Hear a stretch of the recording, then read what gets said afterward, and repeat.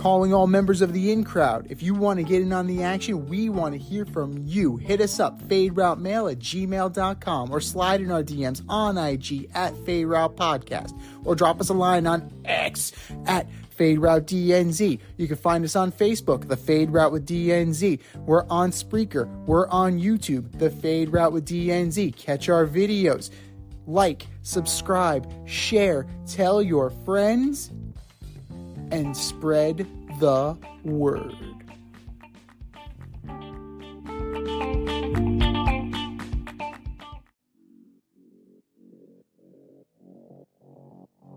Coming at you from the Hey Yo Studios, it's the Fade Route with DNZ. Here are your hosts, D and Z.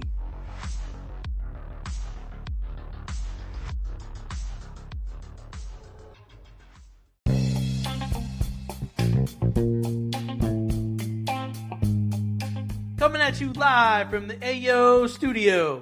Ayo. It's the Fade Route with D and Z. I am D, and we got a great show for you tonight. Mookie is off to a hot start. The Final Four is set on the men's side, and Caitlin Clark gets revenge on LSU. But we begin today's show with Major League Baseball. The season was in full swing this weekend. Pirates are 5-0. Tigers are 4-0. The Yankees swept the Astros in Houston to start the season 4-0. What was your biggest takeaway from the weekend? And then the Astros go and no-hit the Blue Jays. So they're 1-4. Mets still looking for a win, right? Mets still looking for their first win. Marlins still looking for theirs. White Sox still looking for theirs.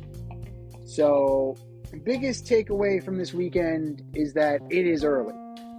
It's 4 games in, 5 games in for some people. Can I interest you in some league leaders? Yeah, absolutely. Okay. Batting average. I'll let you guess. Who do you think is leading the major leagues in batting average? Mookie Betts. Second place, Anthony Volpe. 571. So who is leading the major leagues in home runs? Mookie Betts. Now your guy, Mookie Betts, tied with Teoscar Hernandez. So Mookie Betts They're on the same team, aren't they? Yes, sir. Yes, they are. Yes, they are. Yes, they are. And we didn't even touch on Ohtani. We didn't even touch on Freddie Freeman yet. You know, Mookie's leading the league in hits. He's leading the league in runs batted in. It's the Mookie Betts show. Got that. Can I interest you in who is leading all of Major League Baseball in wins? Wins. I'm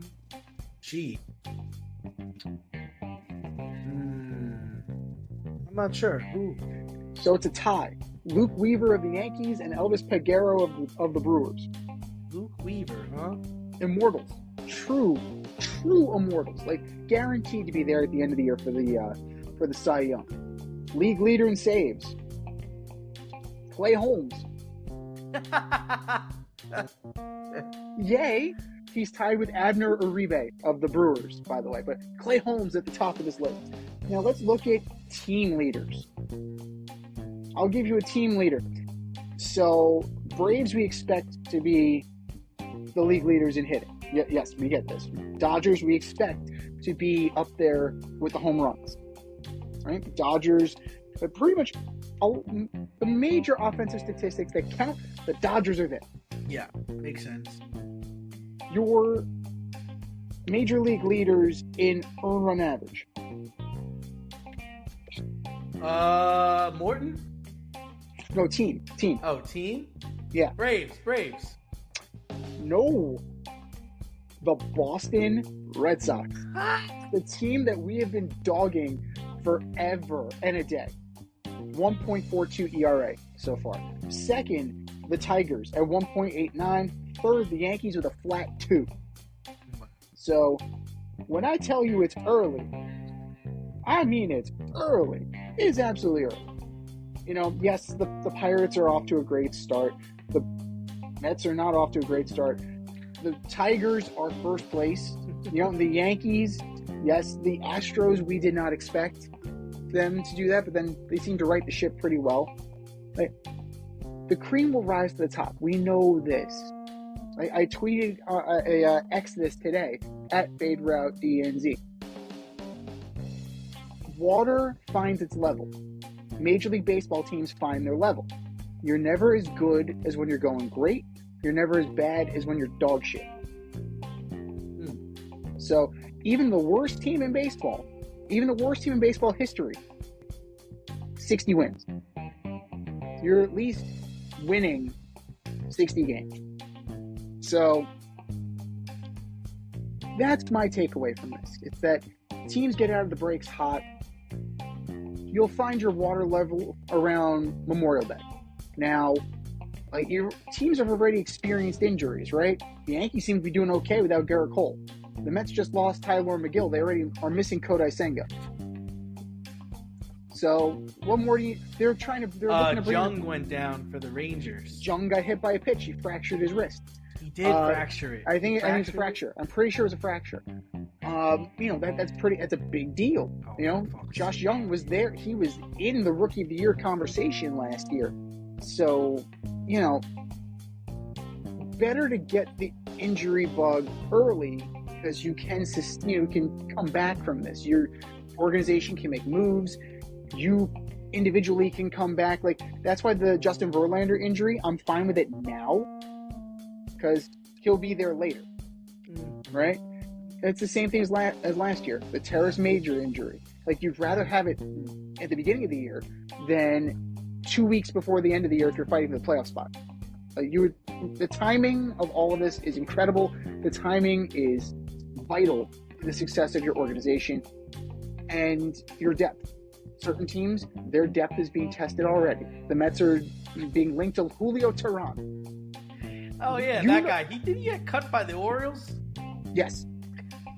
That guy. Yes, but you know what? He wasn't making that team anyway. This is a guy who got cut by your Braves. I believe he got cut by the Brewers. He got cut by the Tigers. I think he was a White Sox. He might have been a White Sox. Sounds like a Met already. Yeah, he's a journeyman. He's a journeyman who'll work cheap. It does sound like a Met, doesn't it? Yeah. It absolutely does sound. Yeah. But like I said in our order up from last week, the Mets are accumulating, 3s and 4s and asking them to be 1s and 2s. So that's where they are right now. It's smoke and mirrors. It's early, and the cream will rise to the top because that's what happens in all sports. The little engines that could eventually run out of gas. That's just how it works. Yeah, I mean, I was fortunate enough where I watched a lot of Dodger baseball actually over the weekend, and they're just going to be a problem.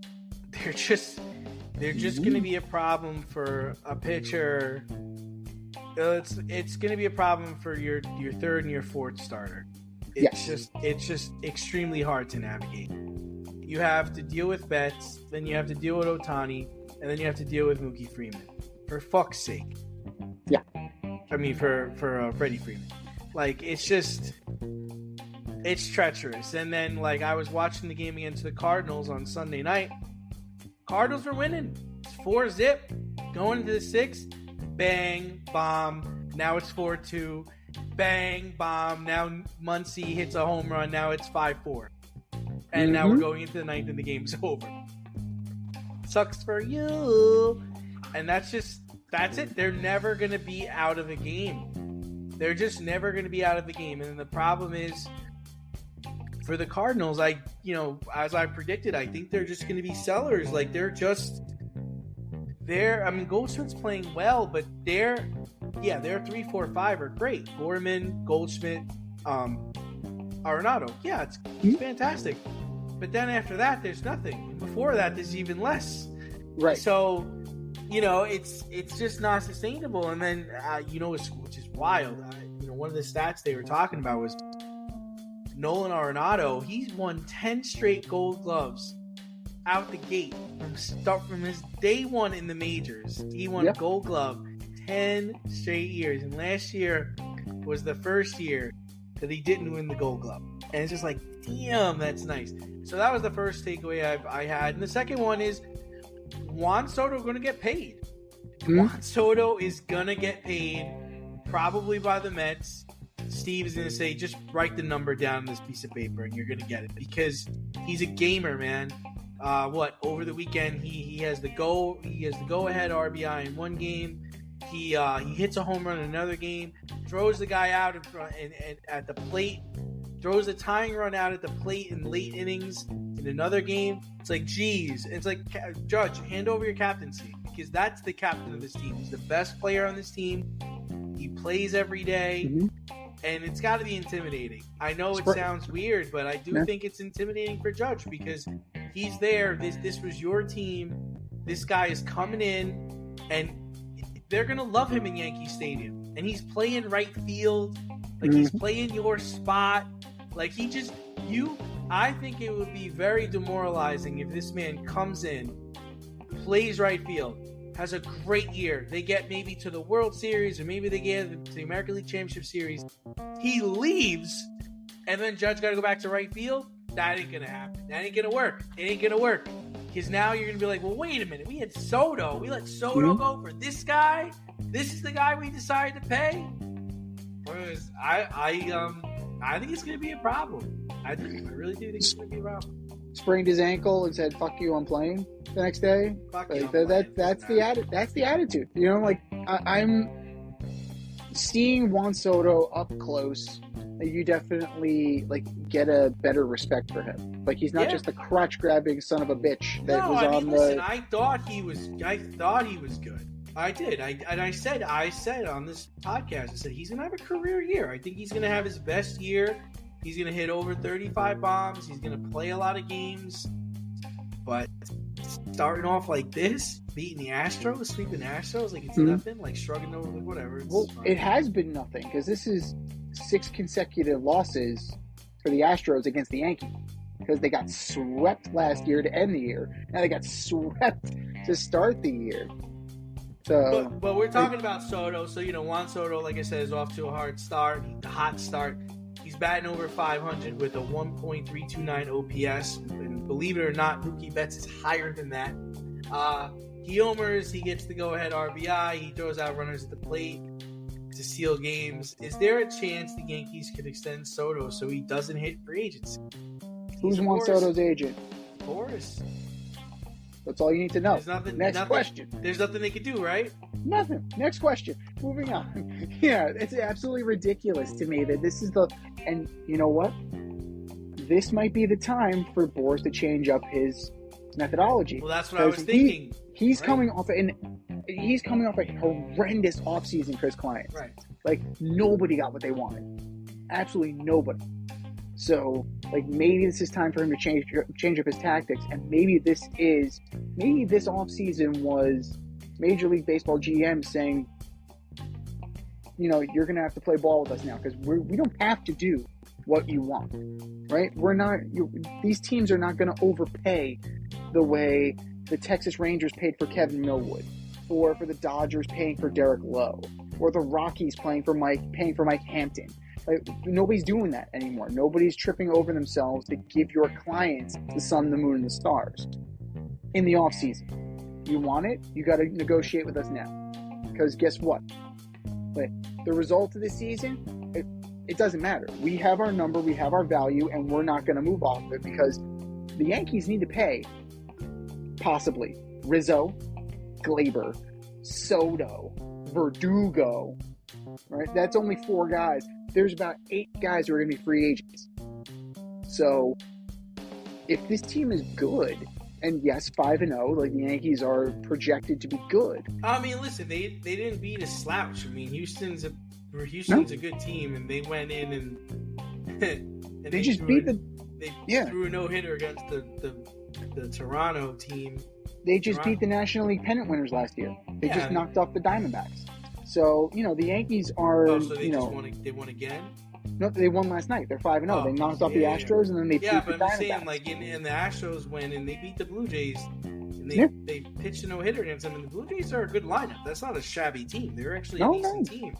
It's absolutely. And you went into that place during opening weekend in Houston, and it was no problem. First game was 7-1, I think. Yeah. So, I mean, Soto's hitting 450, He has 9 hits and 28 bats. He's got his homer. He's playing stellar defense. Like, he's doing everything he needs to do to get paid. Now, it's a couple of different things. It's Scott Boras. It's also Brian Cashman. Right? Brian Cashman did the move. If you're Brian Cashman, what are you doing? Like, what are you thinking? Like, what's the number that you think you could realistically do this for? Is this something that you're going to try? Ohtani set the market. That's the thing. Like, you got to go above that, at that, or just below that? I think you have to go higher for Ohtani because he pitches. I would say if you're in the 6 range, 10 somewhere, years, $600 million. Is that what you're pitching?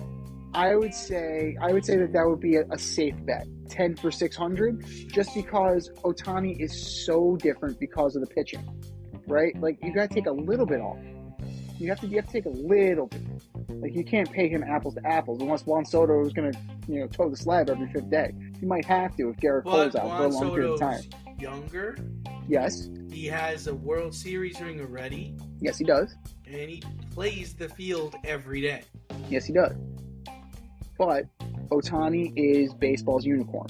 That's what keeps him at that $700 million range. No one's going to touch that because no one does what Ohtani does. Like, Juan Soto is a very good hitter. He's a very good baseball player. He's not Shohei Ohtani. Even with the whole gambling scandal and all of that. Right? Juan Soto is not touching $700 million. And if he does, it's going to be viewed as a drastic overpay. I mean, who do you think is in the market next year? It's the Mets, the Yankees, the Dodgers, Giants, and what? Cubs? Seattle? Maybe the Cubs. I'm starting not to rule out the Texas Rangers. I'm starting, Rangers, Astros. Astros maybe. Astros got that money too, right? If the Padres overperform, I could see that a reunion. They're going to try to get back into it. I don't think so. I think that's done. I don't know, man. Sailed. I don't know. I mean, they somebody told me the Braves would be interested, but I don't think they need him. They're not going to. But could you imagine an outfield of Acuna and Soto? But they're not going to pay that. No, they're not. They're not going to pay. And we have a center fielder. Like, Michael Harris is our center fielder. It's fine. Well, no, I mean, we won without that. So, I mean, yeah. And you know what? At the end of the day, that's going to create a little bit of a rip because who's going to play right field? Acuna is just as good as Juan Soto defensively. I mean, if you're looking for a team that might make a splash, yeah. You can't count out Toronto. You just can't count out Toronto because they have that kind of money. I don't see why not. That's they brought in George Springer. They still haven't paid their guys yet. Bo Bichette is not really proven to be that great of a hit. He's good. He's not great. He's great. He's proven to be kind of a butcher at shortstop. Vlad G's their guy. And Vladdy's their guy. But if they're hanging around this periphery, and if they're serious about being contenders, they'll pony up. They got to pony up for him. And you know what? Kind of sneaky. The Orioles are going to have some players coming off their books next year. If Mullins goes and other players go, slide in Juan Soto. Right? I don't know if they have that money. That's a lot, man. They have new ownership. It's a new owner in Baltimore, and they'll want to put their stamp on this team. So that's the one thing that gives me pause about that. But then, the also-rans, like the White Sox, they're not nowhere near contending. The Brewers are not contending for that. The Tigers aren't going to be involved. The Tigers have money. The Tigers have money. But I don't think he's going to want to go to Detroit. They were one of those teams that was in the Alex Rodriguez sweepstakes back in the day. Mm-hmm. They were a team that, fuck, the Red Sox. They have money. They'll have money. Well, we'll see because all the finaglings and the financial machinations going on with the soccer is affecting what's going on in Boston. Now, my question is this: how much does Juan Soto value winning? I would say a lot. Just based on who is. Really? I- He just wants to get his. He's going to get his. He won already. He's got a World Series ring. It's not the end all be all for him.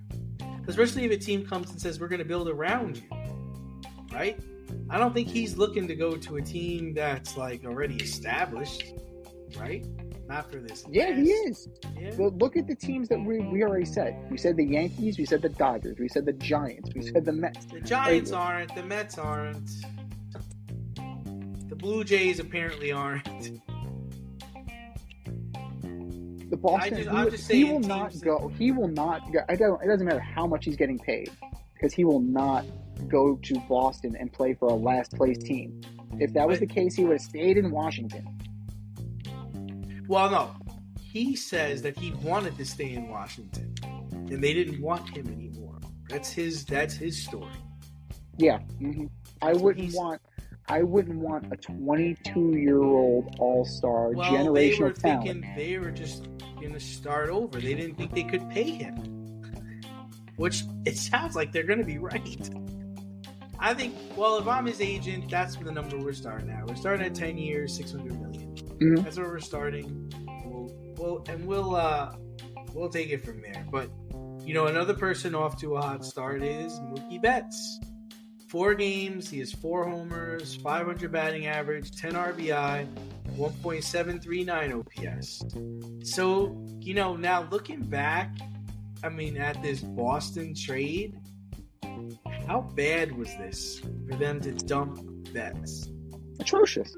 Oh. Absolutely atrocious. Absolutely atrocious. If we're going to rank sports trades, it's up there in recent history. The only trade that may rival this is Russell Wilson. But in terms of sheer garbage. Yeah, just so we all know, he was traded with David Price to the Dodgers for Alex Verdugo, who is now a Yankee. Yes. Prospects Jeter Downs, who's now a Yankee. Who's a Yankee, and Connor Wong, who may or may not be a Yankee. So, it's absolutely ridiculous. Not to mention, the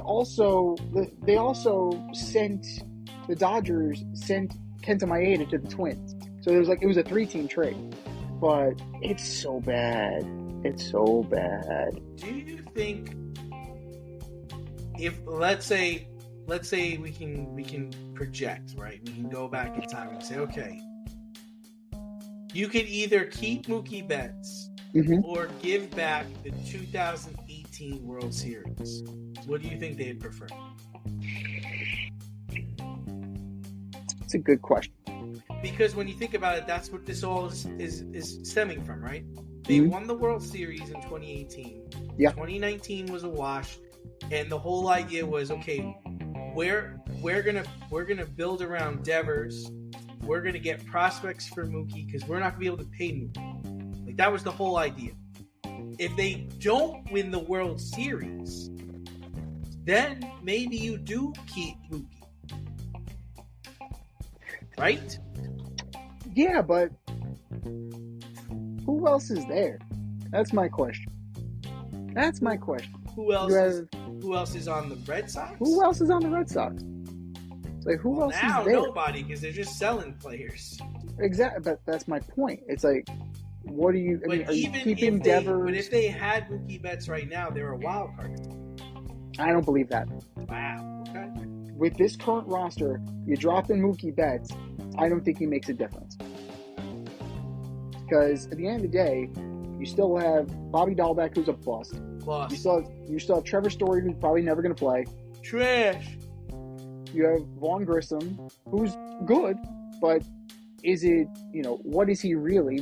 We saw a good, 2-month stretch, and that you had to get rid of Chris Sale to get him. So as much as I can't stand Chris Sale, I would love to have a veteran pitcher on this team. They're not gonna lead the American League. They're not gonna lead the major leagues in ERA all year.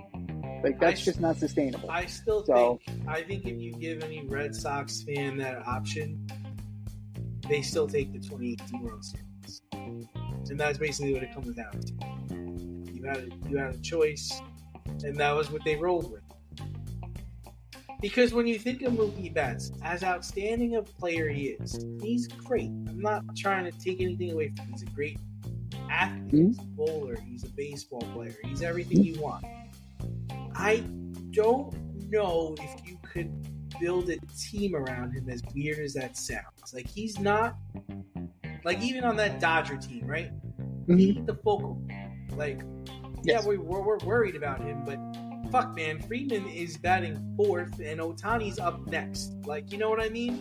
It's like those Jeter teams. It's like, yeah, Jeter's good, but he wasn't the best player on those teams. We were more worried about Tino Martinez and Alex Rodriguez and, you know, and those kind of players. So that's the only thing that I can say about Mookie is like, yeah, you're great. You're going to be great wherever you go. And you're playing shortstop now, which is amazing, right? But could I really build around you? Could you be the focal guy? I don't think so. Like Aaron Judge. Like, Aaron Judge is a guy who could be the guy, right? Soto is a guy who could be the guy. I hate to say this, but Bryce Harper is a guy who could be the guy, right? He could be the guy. But I don't know if Mookie is that guy. So I'm not mad that they did it. Mookie's also never been given the opportunity to be that guy. So, because they immediately went out and they got all these other guys around him.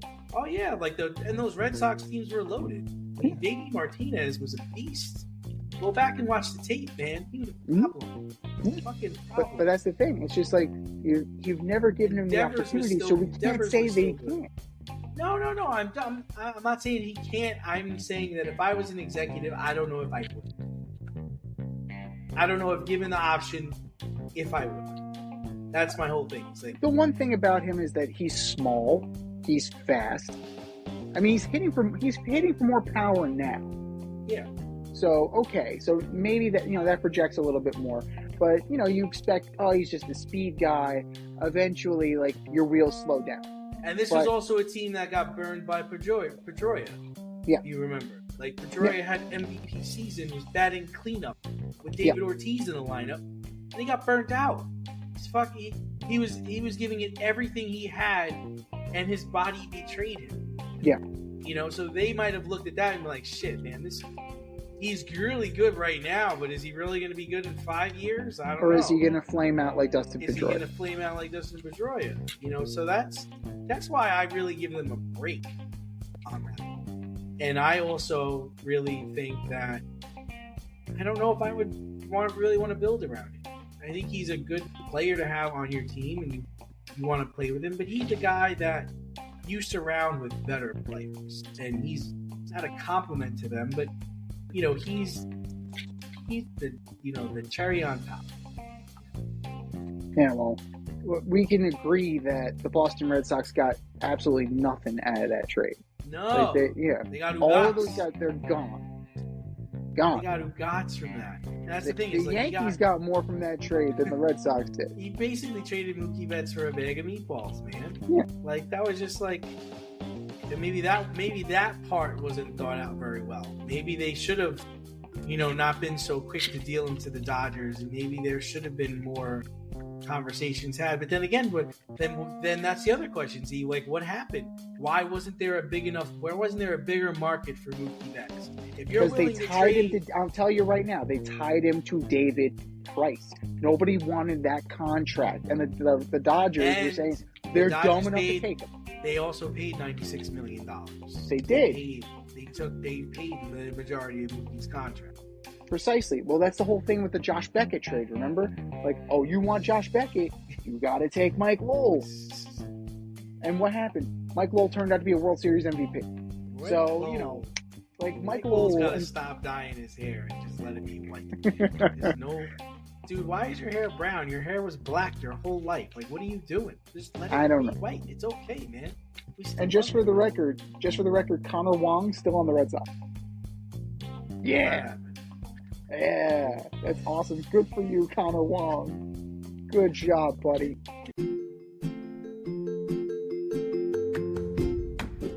You can't help but smile when you see a balloon. The simplest occasion is a party. Westchester Pop Stars, located in New Rochelle, New York, offers balloon styling and decor for all life's events.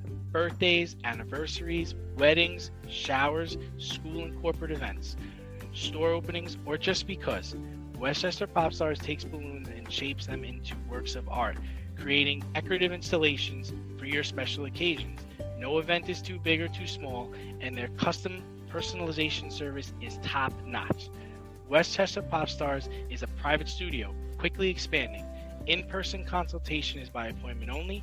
Send an email to westchesterpopstars@gmail.com for more information or to schedule an appointment. No need to hire an event stylist. All you need is balloons. Currently servicing Westchester, Putnam, New York City, and Connecticut. To find Westchester Pop Stars, search for them on Instagram, Facebook, or Google. We don't talk a lot about women's college basketball, but we will today. Caitlin Clark dropped 41 points on LSU to punch Iowa's ticket to the Final Four. Now, a national title seems like it's within grasp. Up next, they're going to play UConn and my favorite women's player, Paige Beckers. But her representatives are already looking at the next chapter. Ice Cube and the Big Three reportedly have offered Clark a $5 million deal. If Caitlin Clark opts to go to the NBA, she will only make $78,000 a year. So, Z, if you're Caitlin's father, where is she playing next year? I mean, she, in 40 minutes, she had a double-double, 41 points, 12 assists, 13 of 29 field goals, 9 of 20 from three. Okay, that's volume shooting right there. That's certainly volume shooting. Now, you get this bird in hand offer of $5 million. We also don't know, to be fully honest, we don't know how much she has made off of NIL. We don't know. We have a general idea that she's very well paid, but we really don't know for sure. $5 million? That's a lot. It's very difficult to turn down, especially for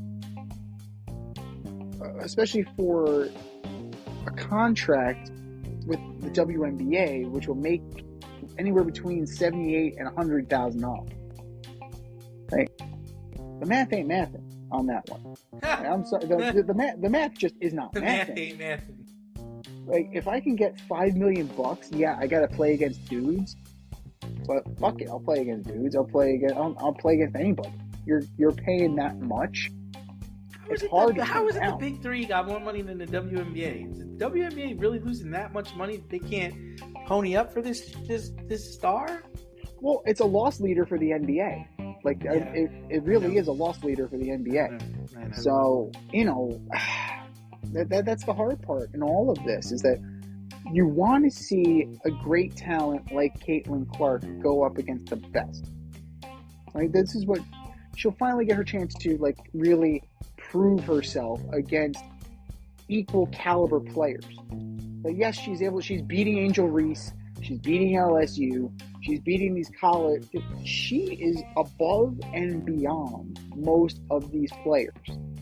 So to see how she would fare against the Brittany Griners of the world, the Sabrina Ionescu, the Diana Taurasi's, like the elite in women's basketball.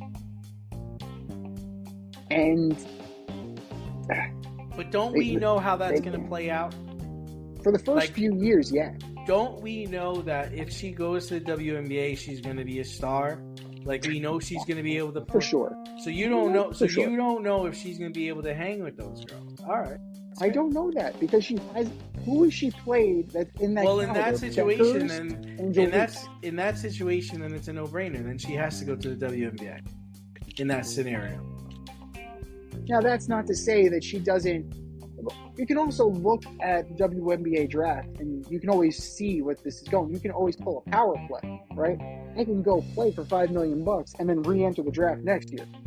Like, I can figure that out. I can make Yeah, my you money. could, but here's the thing: is like she's in a position where she could really like make history, right? Like she's in a position where she could go in the big three and show that women can play with men, you know, and you could really break ground there. I mean, you could really break down barriers and change things. You go to the WNBA, you're just doing what you're supposed to do, and I think you're different. You're saying you don't know. I'm saying I would expect her to play at a high level, and I would expect her to do well against Taurasi and Stewart and all the other women. But I mean, you got a chance to really change the game. I mean, that's just what I feel here. The thing is you could go to the big three, and if it doesn't work for you or you don't like it, you can then go to the WNBA. You could leave, sign as a free agent. It doesn't hurt her status at all if she goes and tries this, right? It doesn't. It's the only question it's kind of like Annika Sorenstam, right? When Annika Sorenstam went and played men's tour events, when she was the queen of the LPGA, and she was like, I'm going to try and make this work. Was she successful? No. But she did blaze trails for so many female golfers, right? She and Michelle Wie did that.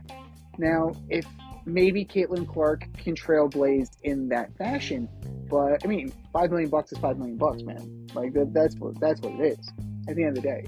If the WNBA could somehow match that, well, for one, if she becomes the highest paid player in the WNBA before she even steps foot on a WNBA court, there is going to be a target on her back that is going to be huge. Maybe, but the only hang up for the big three is, can you play defense in the big three?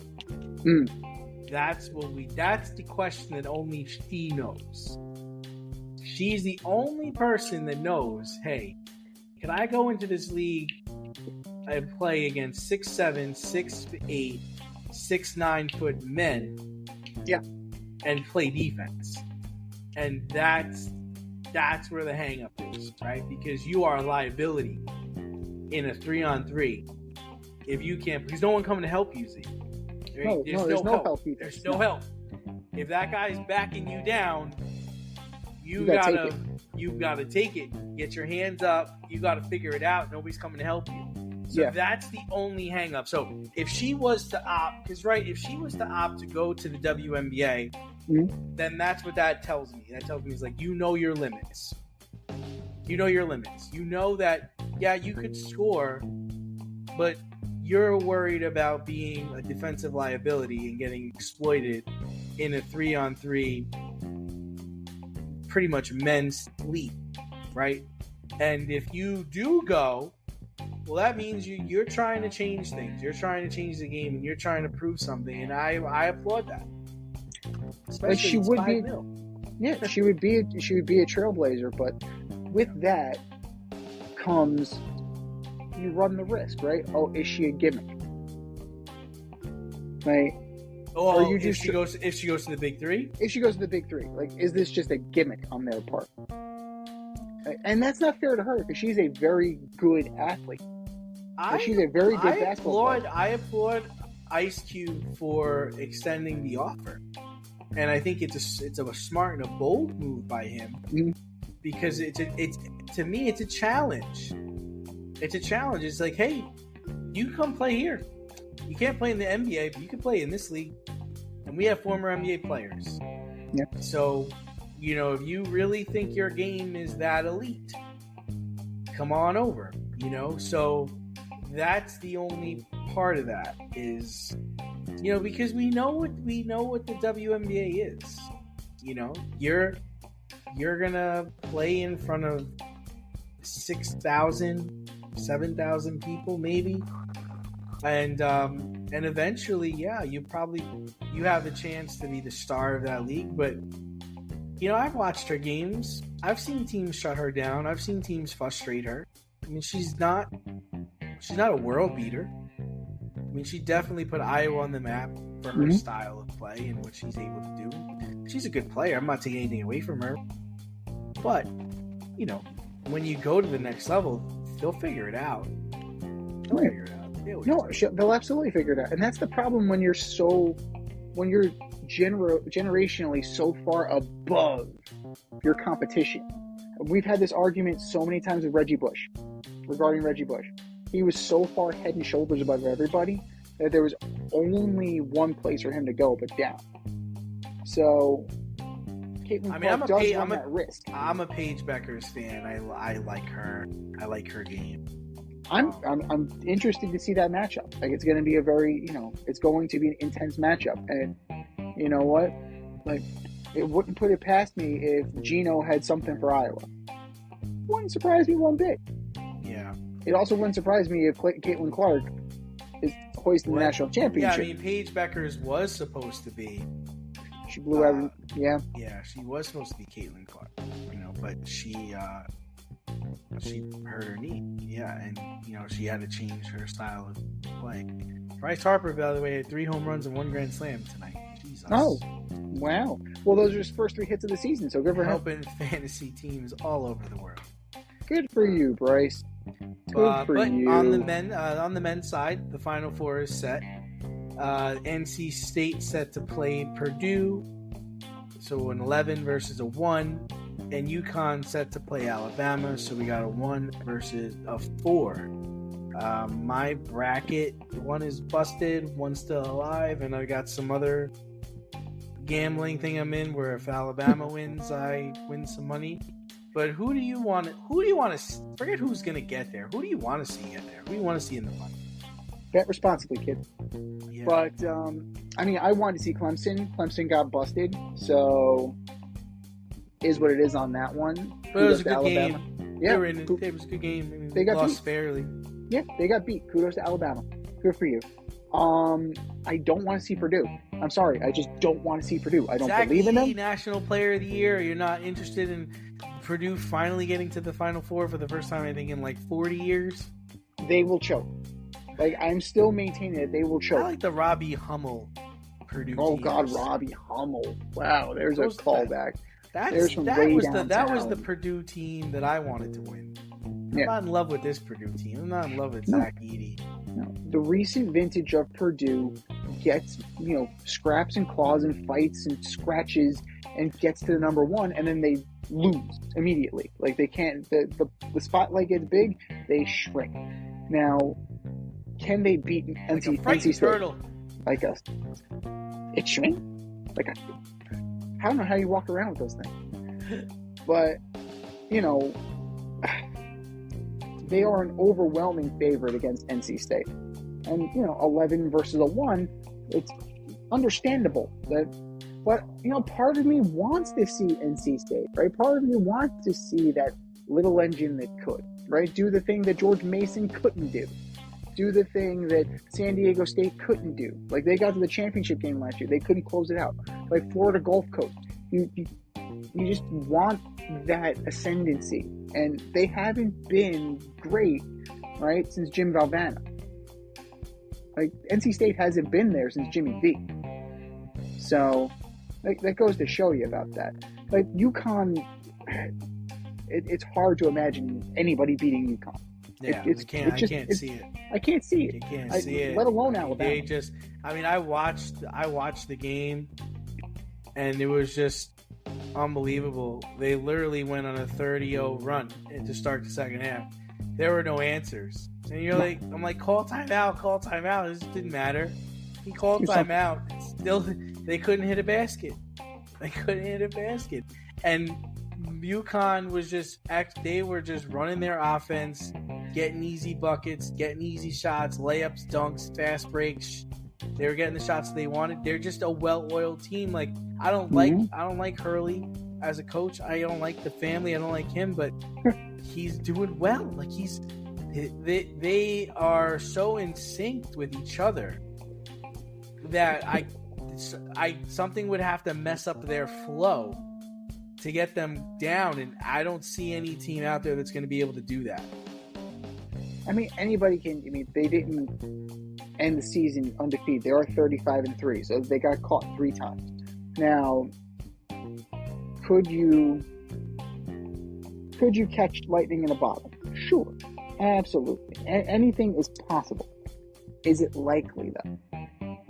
I'm with you. I don't see that at this stage. I don't see it likely. I don't even see lightning in the bottle. Like, they are just so, just a well-oiled machine, man. And when they go on their runs, there's no stopping them, man. There's no stopping them when they go on their runs. Timeouts don't work. Exchanging baskets don't work. They just don't stop. No, they don't. And, you know, that is a credit to Coach Hurley. I know you guys aren't on Christmas card exchange. Not anymore. No, not anymore. But, you know, that's a kudos to him. That's a kudos to the system that he runs. And, you know, it's hard. You know, as much as you may want to see the underdogs, I don't believe that both ones get knocked off. And I'm surprised that Purdue made it this far. I thought Houston would have made it there instead. I thought it would have been Houston. But that was another good game. Yeah. It was another good game. It came down to the end. Yeah. But I really thought they would have been that other number one.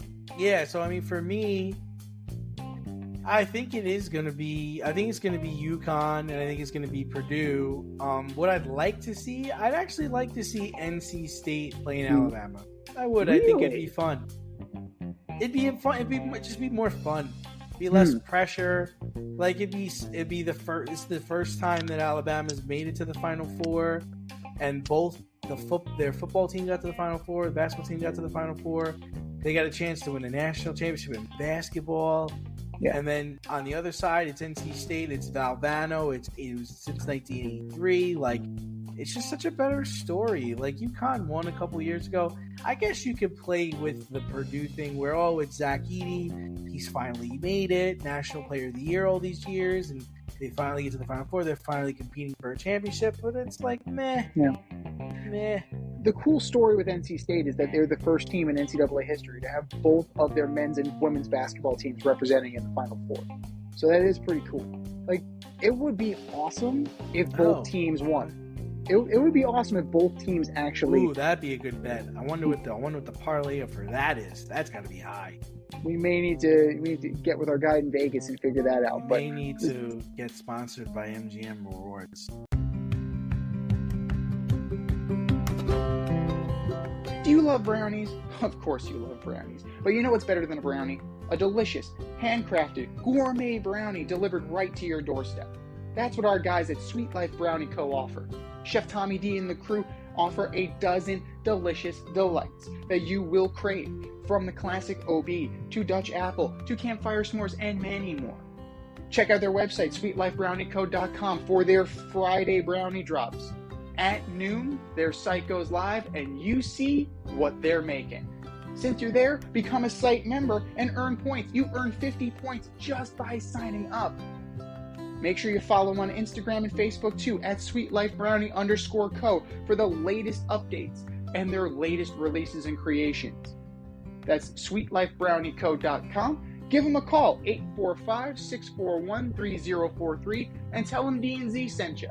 That's sweetlifebrownieco.com, 845-641-3043.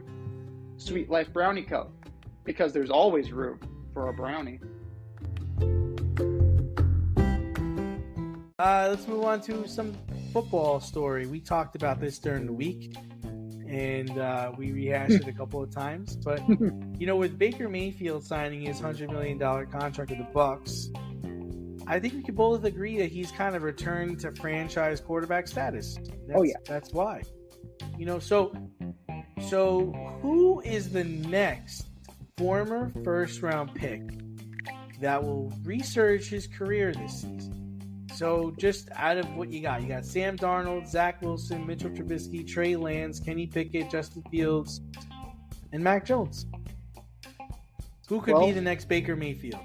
Let's go around the horn. All right, Mac Jones. If he plays in Jacksonville, something has gone wrong, because Trevor Lawrence is the guy. Justin Fields might be able to take the job from Russell Wilson, but I don't know. The rest of the team around him isn't that great. Kenny Pickett, C. Mac Jones, but in Philly. If anything happens to Jalen Hurts, they're fucked. Just plain and simple, they're fucked. Trey Lance is what, a third string? If that, Yeah. third string. Third. Yeah, he's third string. If the two guys ahead of him go down, something has gone extremely wrong. Mitch Trubisky, if he has to play, that means something really bad has happened to Josh Allen.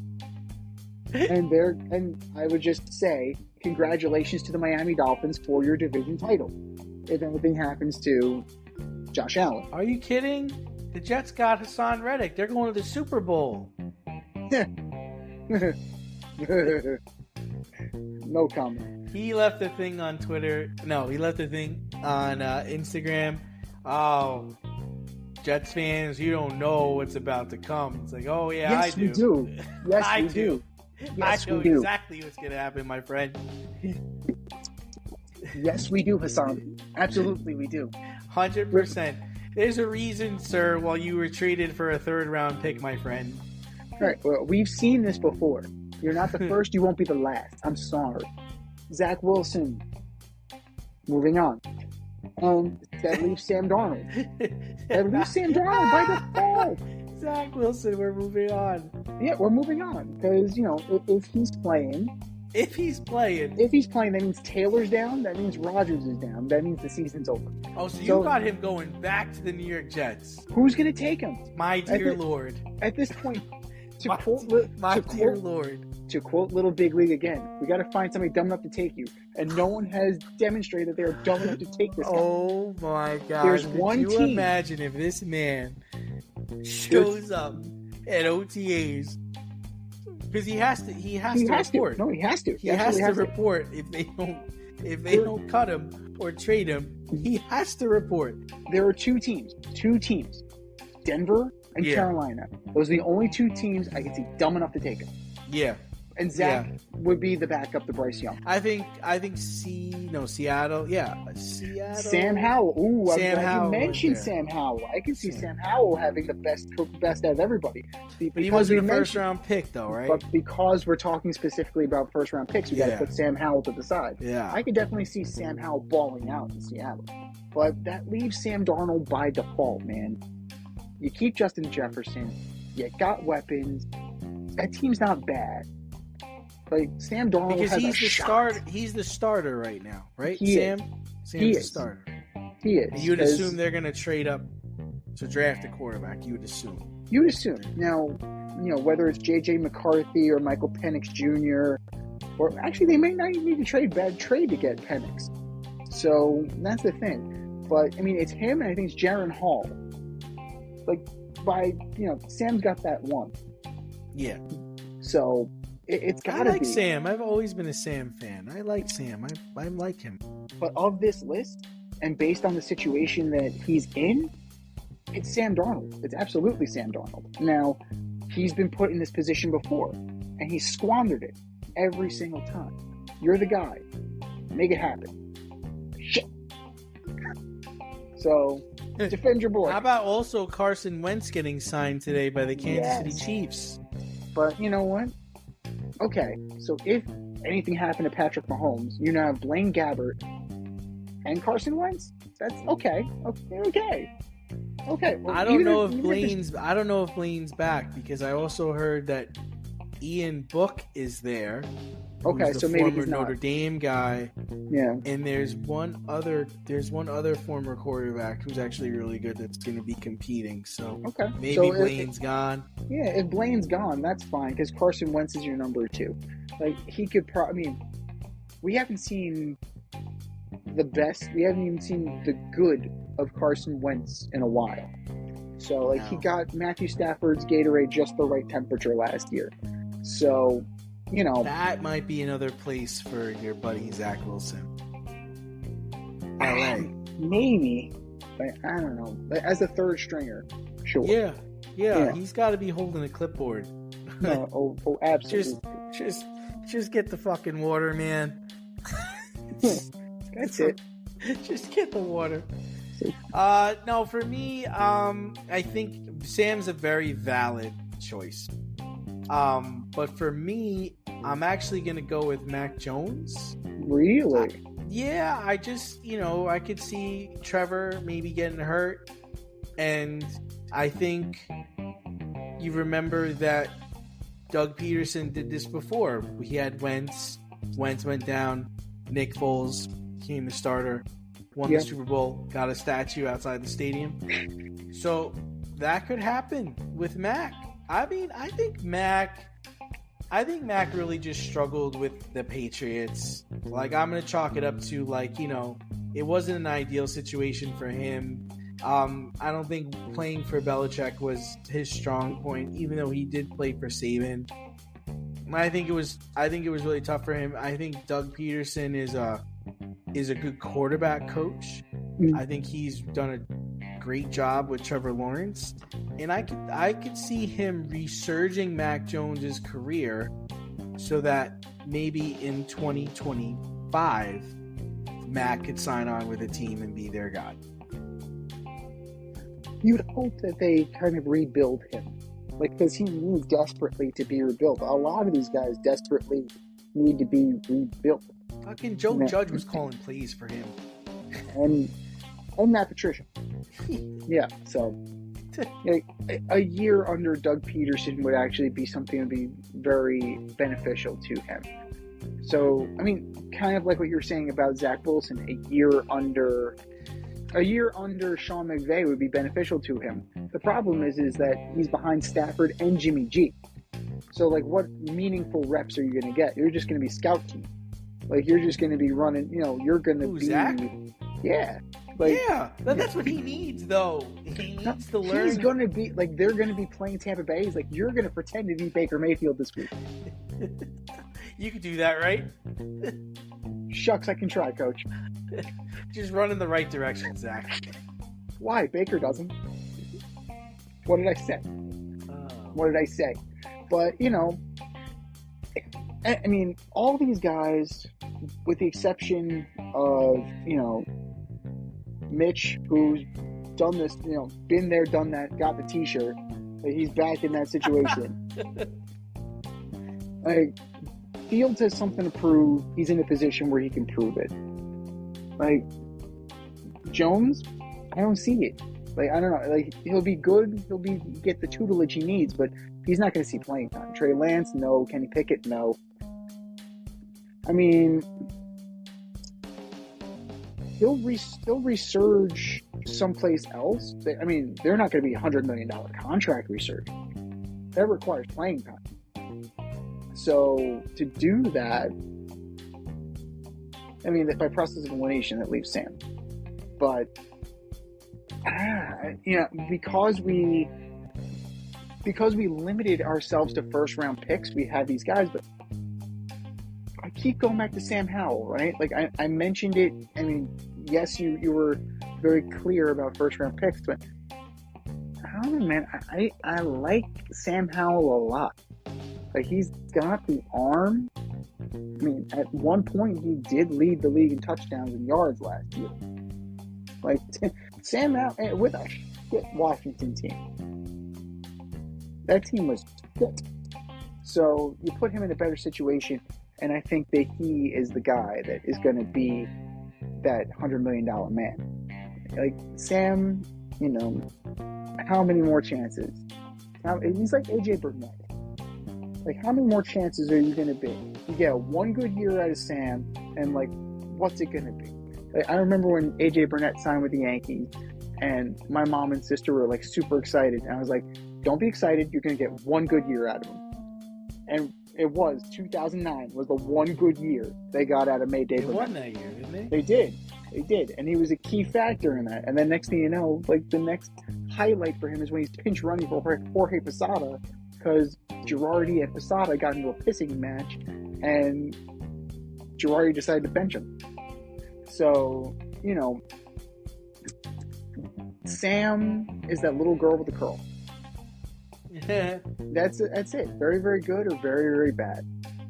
And Justin Jefferson will definitely help. And Kevin O'Connell will help. You know, like, he's always had the arm. You're right. He has always had the arm. But it's the ear. It's between the ears. It's always been between the ears. And let's see. Like, maybe he's finally got his head on straight, and what's in between his ears is fixed.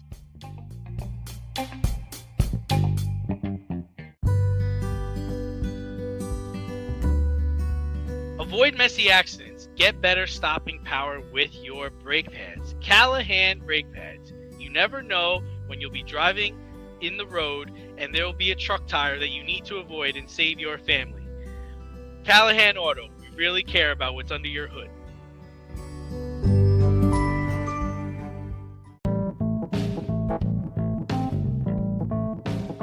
Fair or foul? Judging the more messed up stories of the week.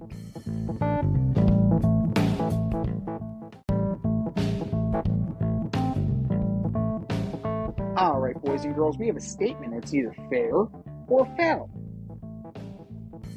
Fair or foul? Number one, Mike Trout will play over 120 games and be an MVP candidate. Oh, man. I am going to go fair on this. He's just off to a good start. He looks good. He started off the year. He's got 3 home runs. He's got 3 RBIs, solo shots. He's got a 1.262 OPS, batting 286. I'm not going to give up on Mike Trout. I'm not giving up on Mike Trout. I'm saying he's going to get traded mid-year. He's going to go to the Phillies, be their center fielder. I got him for over 120 games, and I got him for MVP candidate. Foul. Absolutely foul. 139, 157, 157, 159, 159, 114, 140, 134, COVID year, 53, 36 and 21, 119 and 22, 82 and 23. He barely made half a season. Age 32. He's not getting any younger. His body's breaking down, as you can see. As you can see, like, numbers don't lie. The numbers don't lie here. Games played is important. You need to be available. And there's no place else to stick him in Philly, right? I mean, Bryce Harper already made the move from right field to first base. So where are they going to stick him? He's going to be the DH. Oh, wait, they can't do that because they got Schwarber. You're not putting Schwarber in the field. No. Absolutely not. So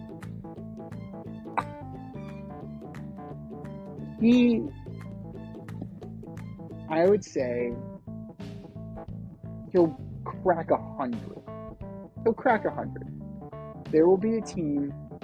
It will be the Phillies or the Giants, something like that. So a team that's in need of an outfielder, or a team that's in the hunt, who's willing to drop that prospect capital, who's willing to pay that price, and they are going to be let down, severely let down, because he'll play very well, and then my hamstring, not the my Dodgers, knee. right?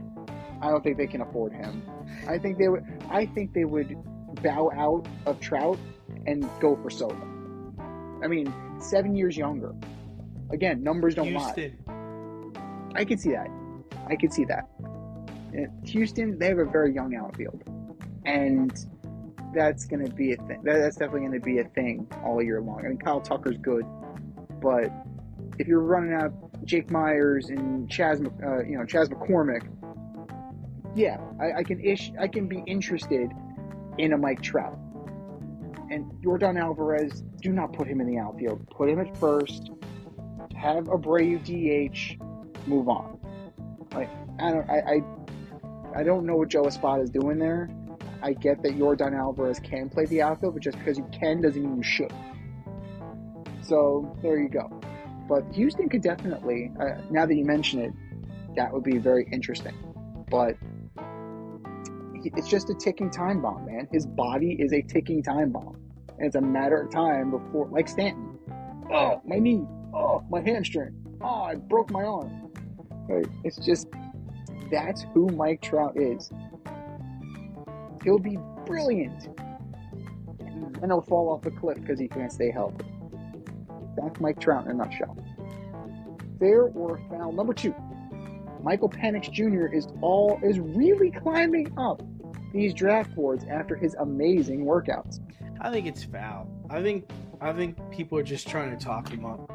His injury history is just very concerning. I don't see how any team could draft him earlier than the 3rd round. The guy tore his right ACL in 2018. Then he re-tore it in 2020 and played in 2021 without getting medical clearance. Then he fractured his shoulder clavicle in 2019, his right side.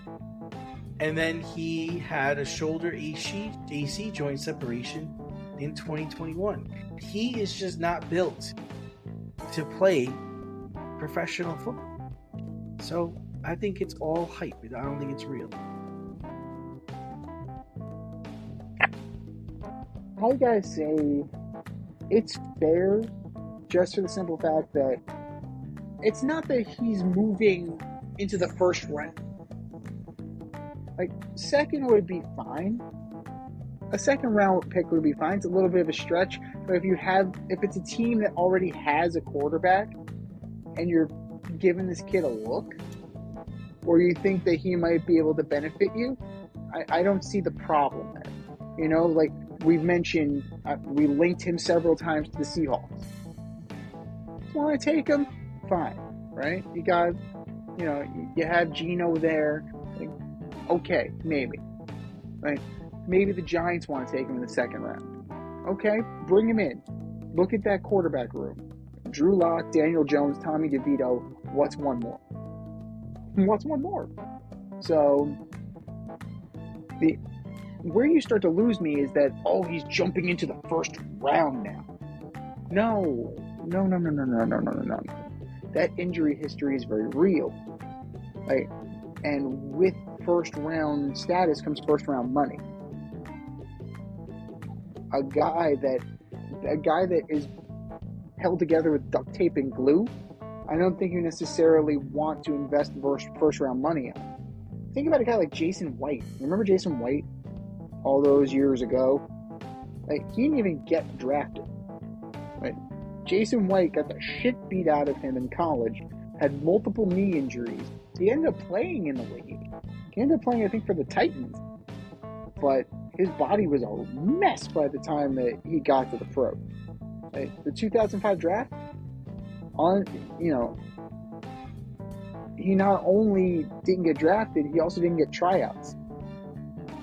So, like, that injury history can definitely affect your draft status.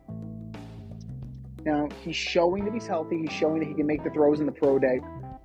Pro days are pro days. We in New York know about pro days, right? At this point, we know about what happens at pro day. Gets you the overall number 2 pick, right? So, I'm fine. I'm fine with Penix being 2nd, 3rd round. I'm fine there. I'm fine with it. Just moving into the 1st round is a little too rich for my blood because I'm not paying him. I'm just, for a guy that may be out of football forever, very quickly, just one bad hit, and he's got to have his knee rebuilt again. Too rich for my blood. 1st round, way too rich for my blood for Michael Penix. 2nd, 3rd, okay, but not 1st. No way.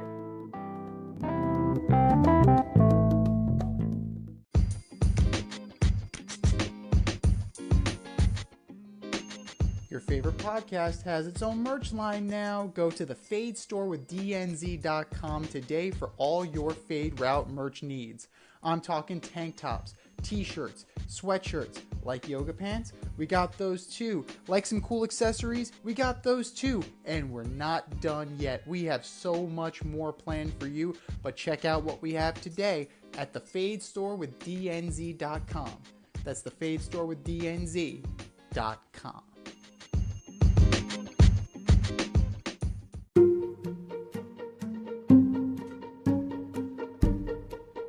The Fade Store presents the Alleged Superstar of the Week Award.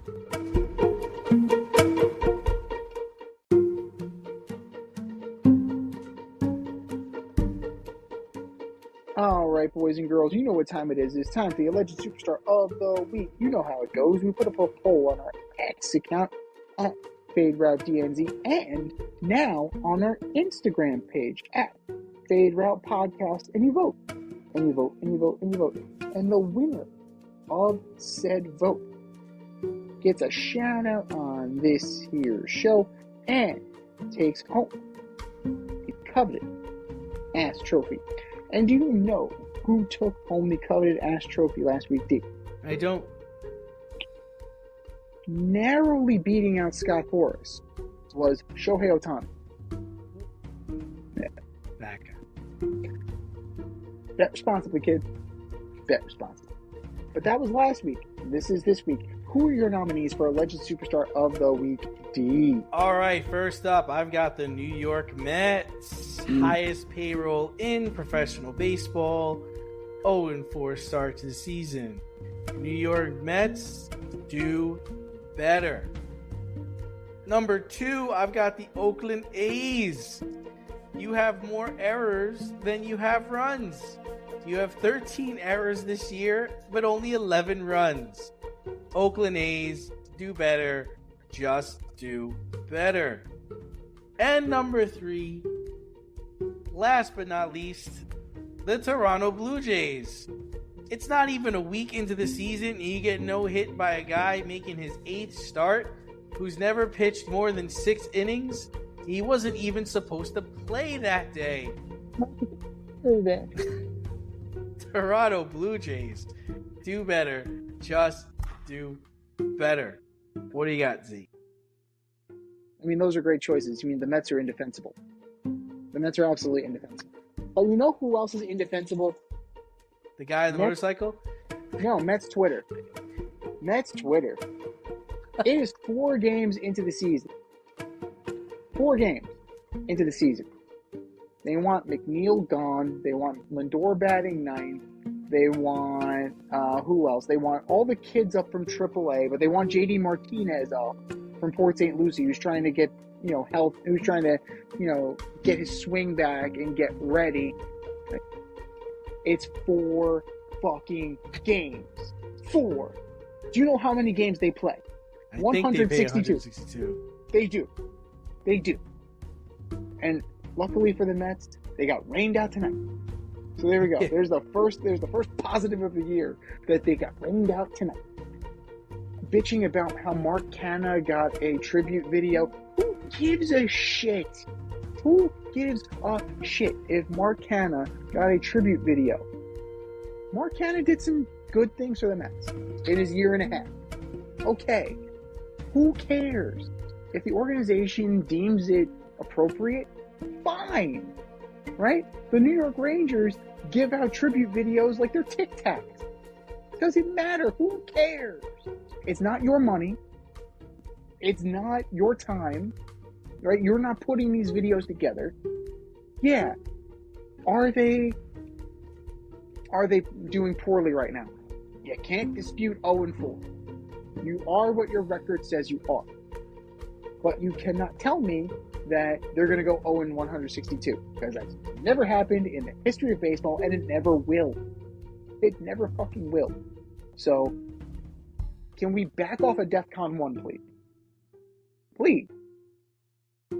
Lindor will hit, McNeil will hit, Mendoza will figure out how to navigate this roster. Relax. To quote the great Aaron Rodgers. RELAX. And if I'm quoting Aaron Rodgers, that's really fucking telling you something. New York Mets Twitter. You are my alleged superstar of the week. Number 2. And it's a combo. I'm going to combo off of yours. You mentioned the Oakland A's. I'm going to talk about the A's and Major League Baseball. The A's benched their former All-Star, Brent Rooker. They optioned Esteury Ruiz in the minors, even though he was hitting 429, had an equatorially hot spring. And this is supposed to be okay? This is supposed to be okay. A team that's actively trying to lose until they get to Vegas is making more moves to actively tank. Major League Baseball needs to intervene here. Absolutely, they absolutely do. The problem is they won't, because Gutless Rob has a deal to move to Vegas. And he's not going to spoil that deal by forcing Fisher to sell the team, or by sanctioning the Oakland A's for purposefully losing and making the necessary moves to continue to lose, and lose huge. So Major League Baseball and the Oakland A's, we see what you're doing. You're not being coy about it. Not even close. Do better, boys. Just do better. And then last but not least, Rashee Rice. Involved in high-speed race and a high-speed car accident that injured multiple people, totaled the cars. He ran away from it. Initially hid behind his lawyer, claimed he wasn't there. Then he said he had rented the Lamborghini. Somebody else was driving the Lamborghini. He was driving the other car. This is just bad. This is just bad all the way. This is just bad all the way around, man. This is just, the story doesn't get better any way you slice it. And this is a league, right, who's just coming off of the Henry Ruggs thing. Yeah. Somebody died then. Somebody could have died here. So that's kind of, that's kind of important here. Like, just because there were only injuries and not fatalities doesn't make this any more of a serious matter. So Rashee Rice, you're going to have to sit for a while.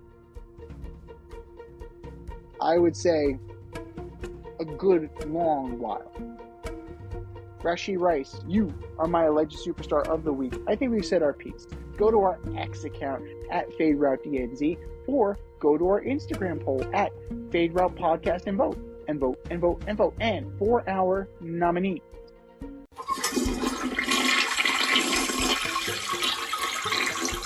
Just do better, boys. Just do better.